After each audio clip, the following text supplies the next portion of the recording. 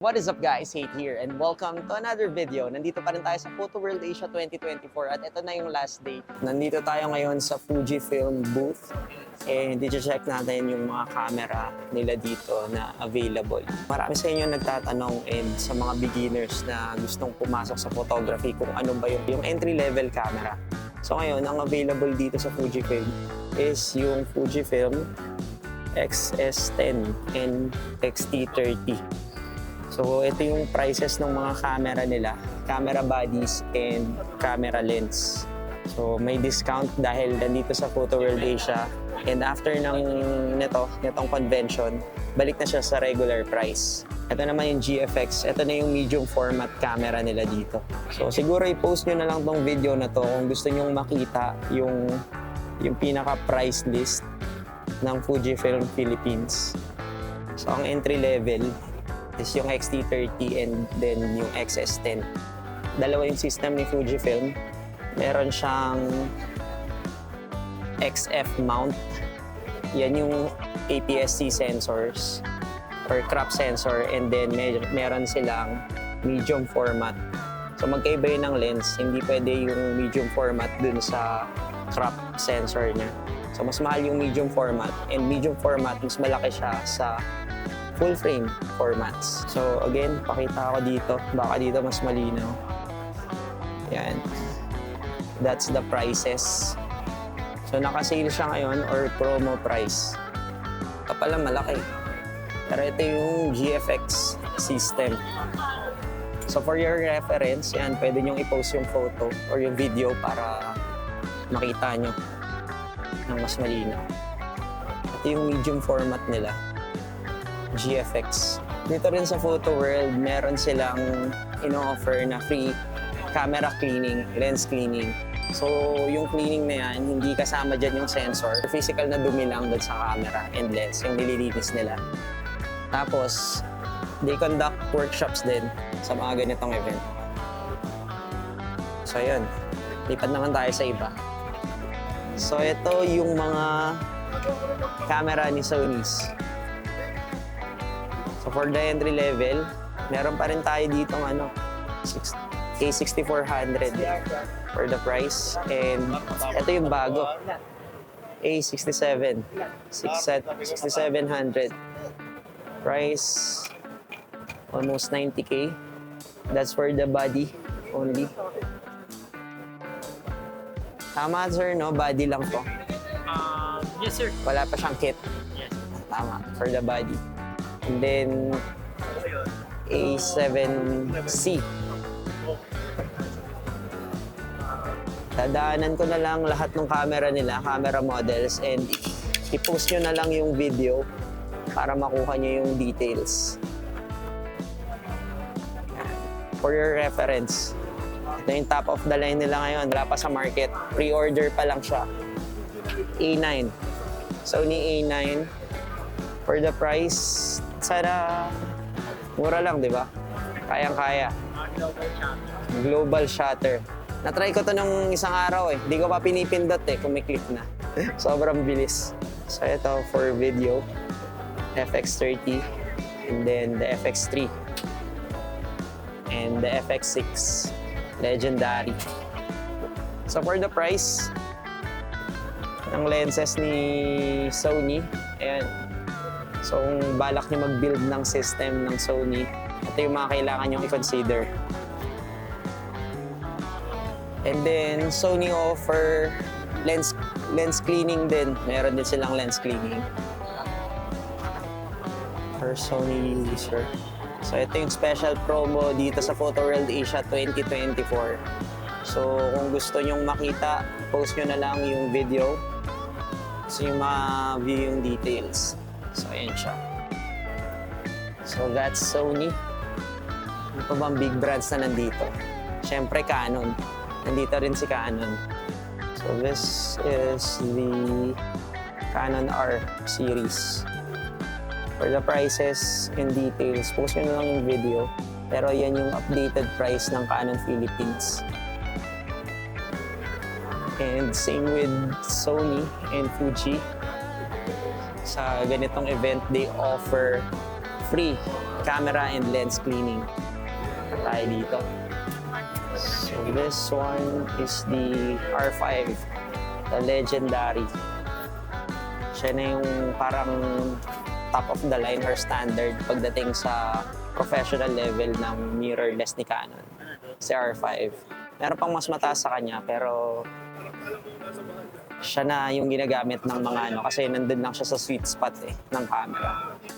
And then the Canon R6, mas mura siya ng konti. R6 Mark II for the body, 169. And then for the R8,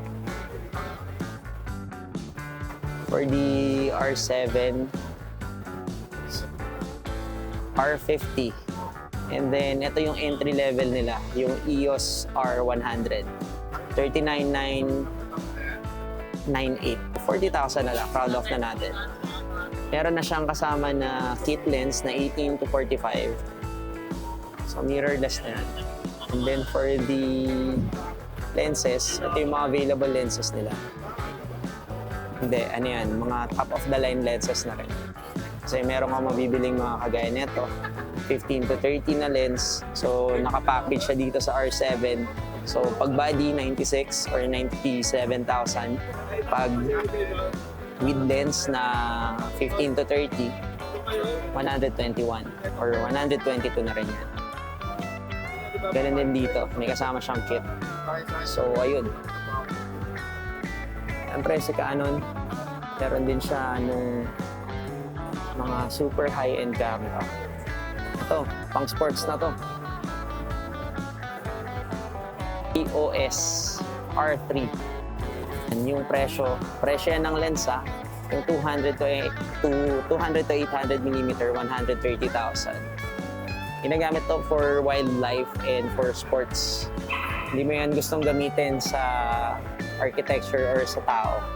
Kasi napakalayo na pupuntahan mo yun bago mo maklik yan. And then this one is the top of the line film camera or video camera ni Canon. Canon C70. So for the body, yan yung price niya. 320 or 321K. And then ito yung lens na 24-105, the best. Kasi meron siyang wide and meron siyang zoom. And for the price, solid. Anong next na camera? Nikon.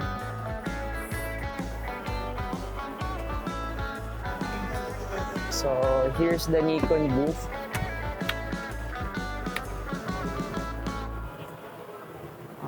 Yes. Ito.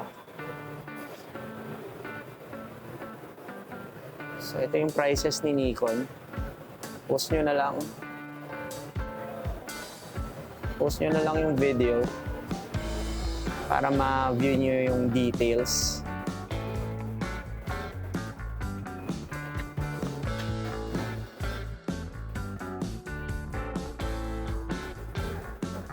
Meron din silang ino-offer na free cleaning for camera and lens. Yung mga pinuntahan natin, sila yung brand dito sa Pilipinas. Pero meron din silang mga distributor na nandito like JG Superstore, Henry's, and Camera House.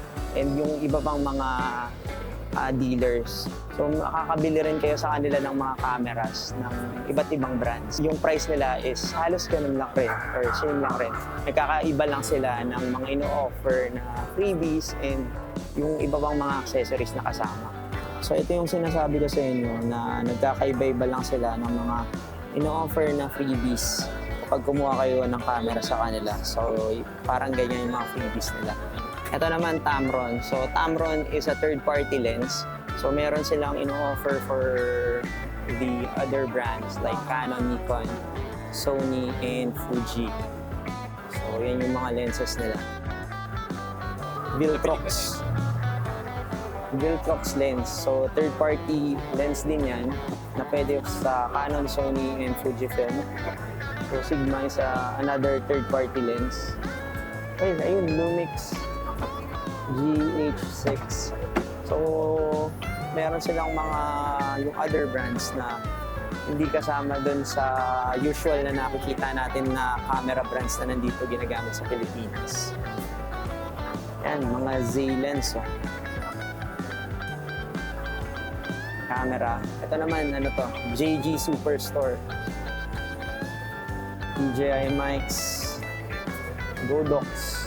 Godox. Punta natin yung Godox. Nandito naman tayo sa Godox booth. Ito yung mga Godox products na available under JG Superstore. So ito yung mga Godox lights, mga photography and videography accessories nila. Wala tayong prices na nakikita, pero kung gusto niyo i-view yung mga prices ng Godox lights, punta na lang kayo sa website nila. And ilalagay ko na lang din sa description sa baba yung link ng Godox. Pero ayan siya. Available naman sila lahat dito sa Philippine market. Almost lahat ng products nila. Ayan o. Meron din sila yung pinaka high-end na light or strobe. AD1200 Pro. And then yung mga under niya. Dito sa Photo World Asia, kompleto talaga dito ng accessory related sa photography and videography. So mabibili mo dito lahat almost lahat ng hinahanap mo. Kung wala man, nasa online naman. Like ayan, mga cases, wrapper case, hard case for storage ng camera. May mga action camera din. Ito, camera house. Sigma booth. And ito yung mga lenses nila. Tripods. Yan o, baka bagsak presyo. Flash. 50% off yan, I guess. Mga rigs, batteries, bags. Sigma lenses. Third-party lens for Canon, Sony, Fuji, Nikon. Post nyo na lang yung video para makita nyo yung details ng lenses nila. Pero ayan yun. Nandiyan na rin kung anong mount siya, saan siya pwede. Sony mount, Fuji mount, or Canon, Nikon mount. Sony rin, by Avid. Hi sir. A1. Top of the line din. So ito pala, meron dito, 6400. I guess meron din dun sa kabila. This is a bridge camera. So, hindi napapalitan yung lens niya. Same with this one, RX100. Then, Sony lenses.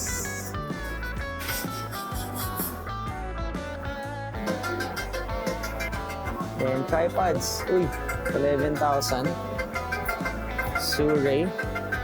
Solid to ah. Ang gaan. Parang wala. Ito. Pwede na. Pero may tripod na kasi tayong ginagamit. Pero kung sa magaan, ang gaan nito, sobra. Ito carbon fiber kasi. Ito nakita rin natin. Meron pala ditong Pentax. So for the prices, ayan yung prices niya. Pentax. Bira ka nang makakita ng Pentax pero maganda ang Pentax.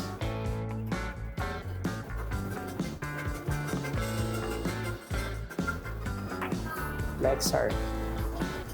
So Lexar yung isa sa mga magagandang SD card din na highly recommended. Marami pa rin tao sa Sony. Hindi ako makasulit. Gusto lang naman natin itanong kung paano yung entry-level camera nila na available dito. Pero I guess that is the Z30. 45,000 for the body.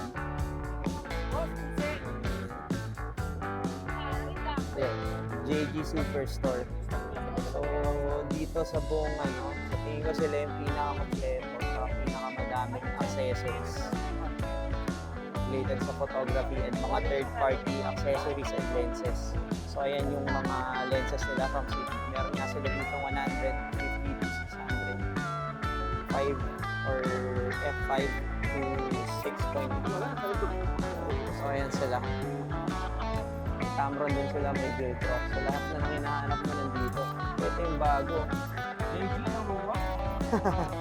Solid. Yan yung mga accessories nila. Yan, Fujifilm lenses, Canon lenses, Sony lenses. Viltrox lenses, Tamron lenses, Sigma lenses, lahat ng dito guys. Ayos. Sana next year, nandito pa rin sila. Pero kahit ano, all year round naman sila nasa online. Oh, Godox. Solid. KNF Concepts. Concepts or Concept? KNF Concept. Boya. Boya. Best View. Monitor. Kompletong-kompleto. Medyo maaga pa ngayon kaya wala pa masyadong tao dito sa convention. Pero maya-maya, sobrang daming tao niyan. Kasi ngayon yung last day eh. Tripod from Henry's. Then ito yung bagong light ni Aputure. Amaran. Yung mga idol natin sa Photo World. Photo World. Good morning po. Nandito rin yung Asus Philippines. So with their laptops or yung laptops na naka-design para sa mga creative people or photographers kasi calibrated yung screen. Yun naman yan. Screen yan pero mukhang photo. Diba? Siyempre, hindi mawawala ang drone and the best drone that the technology or the consumer market can offer to us is the DJI.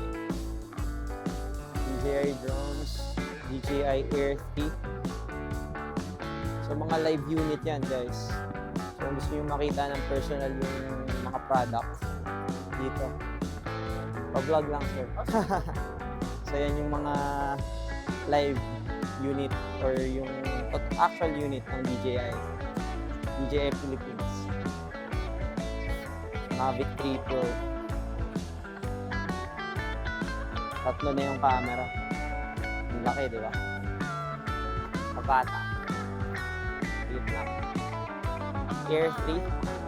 And then, the DJI Mini 4 Pro.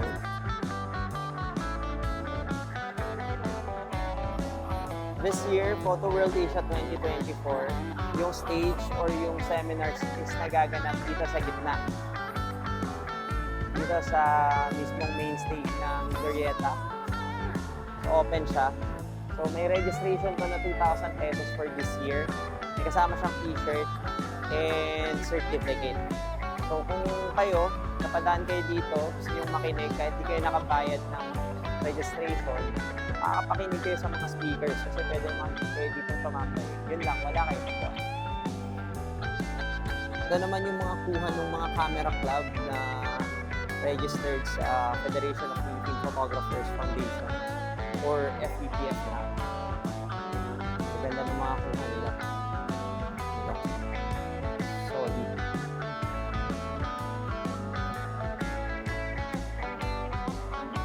Okay, nandito tayo ngayon sa main stage. Meron dito nagaganap na photo shoot. So, set up by Sir Roel and Sir Vic yung lighting. So, ayun, na-cover ko naman na lahat ng mga products na nandito sa Philippine market and nandito sa event. And yun na sila, yung mga available na makikita nyo dito. And yun yung SRP ng mga camera and